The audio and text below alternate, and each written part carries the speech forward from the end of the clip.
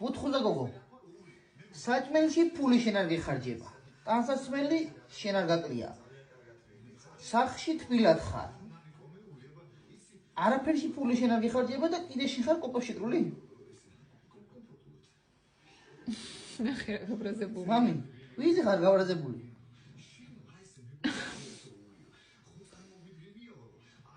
მა და მუშტებს სულ შენ გაქშაკრული და სულ ესე აქვს თითი და ხელი და რა ხდება მაგას ვის უჩვენებ? ო დამანები თავიო მამიკო რა. მამი მე ძინა დამანები თავიო.